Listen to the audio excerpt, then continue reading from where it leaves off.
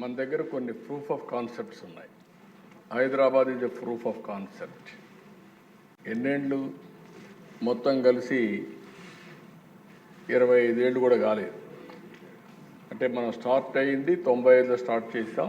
Preparation అవన్నీ అయిన తర్వాత కొద్దిగా పికప్ అయ్యింది. అక్కడి నుంచి విజన్ డాక్యుమెంట్ తయారు చేసాం. అనేక సంస్కరణలు కానీ అనేక ఇనిషియేటివ్స్ తీసుకున్నాం. మనకు వచ్చింది కూడా ఆర్థిక సంస్కరణ వచ్చింది 91. టెక్నాలజీ రెవల్యూషన్ వచ్చింది early 90s. Internet revolution bill gates innovate చేసింది 91, 92 ఆ ప్రాంతంలో వచ్చాడు. మనం 95 నుంచి మనం కూడా స్టార్ట్ చేసాం.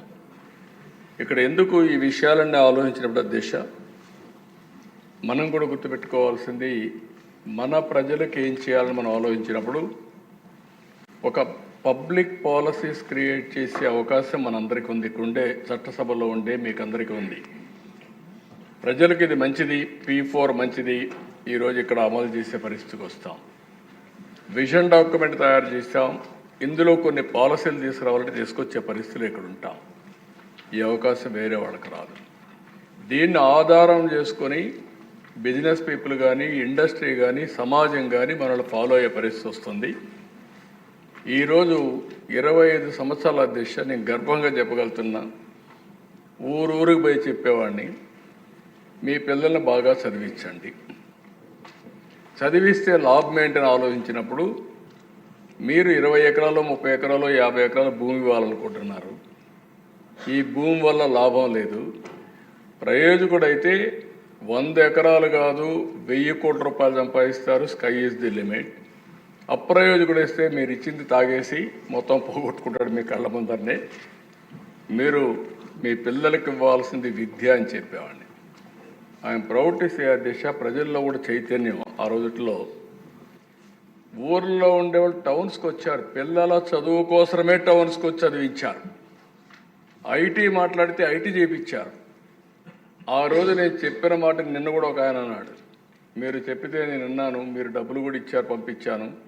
నా కూతురు బ్రహ్మాండంగా పనిచేస్తూ ఈరోజు నాకు డబ్బులు పంపించి కారు కొనుక్కున్నా, ఇల్లు కట్టుకున్నా. మా అమ్మాయి పంపించిన డబ్బులపైన నేను ఆధారపడ్డానని చెప్పే పరిస్థితికి వచ్చారు దిశ. ఈరోజు ప్రపంచంలో ఏ దేశానికి వెళ్ళినా మీకు ఎవ్వరికి అనుమానం అవసరంలో కావాలని టెస్ట్ చేయండి. ఒక పాష్ లొకాలిటీకి వెళ్ళండి, గట్టిగా తెలుగులో అరవండి. మొత్తం అక్కడ తెలుగు వాళ్ళు వచ్చి అక్కడ ఒక మీటింగ్ ప్లేస్ కాకపోతే చూడండి ఎట్లా సాధ్యమైంది. హైయెస్ట్ పర్ క్యాపిటా ఇన్కమ్ ప్రపంచంలో ఏ దేశానికి పోయినా భారతీయులది. అందులో 33% తెలుగువారిది. అది తెలుగువారి యొక్క సత్తా అని చెప్పి మరొకసారి తెలియజేస్తాను. శ్రీనివాస్ గారికి చాలా డౌట్లు ఉన్నాయి.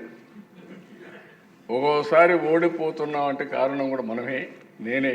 నన్ను ఎవ్వరూ ఓడించలా. 2004, 2019 నాకు కూడా అబ్సెషన్. పని పని పని అని పరిగెత్తాను. ఇది సాధించాలని.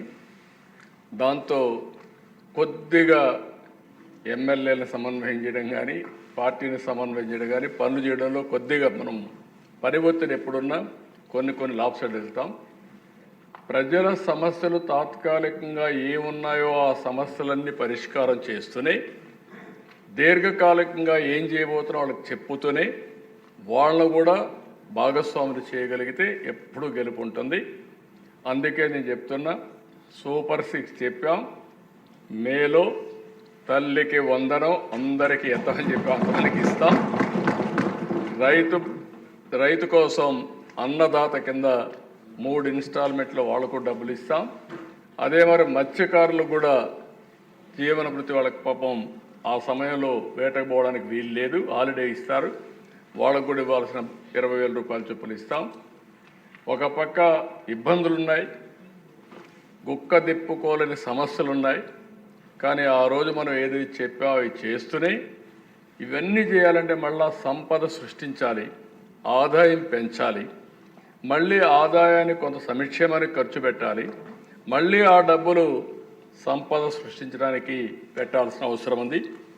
అదే సిద్ధాంతాన్ని అమలు చేస్తున్నాం. నా ఆలోచన ఒకటే, మనం శాశ్వతం కాదు, సమాజం శాశ్వతం. ఈరోజు చేసే పని భావితరాల భవిష్యత్తుని సృష్టిస్తుందని చెప్పి కూడా నేను మీకు తెలియజేసుకుంటూ నా కళ ఒకటే, నా ఆలోచన ఒకటే, మళ్ళీ మిమ్మల్ని అందరినీ కోరుతున్నా సహకరించండి. 2047కి భారతదేశంలో నెంబర్ 1 రాష్ట్రం ఏదంటే దానికి చిరునామాగా ఆంధ్రప్రదేశ్ ఉండాలి.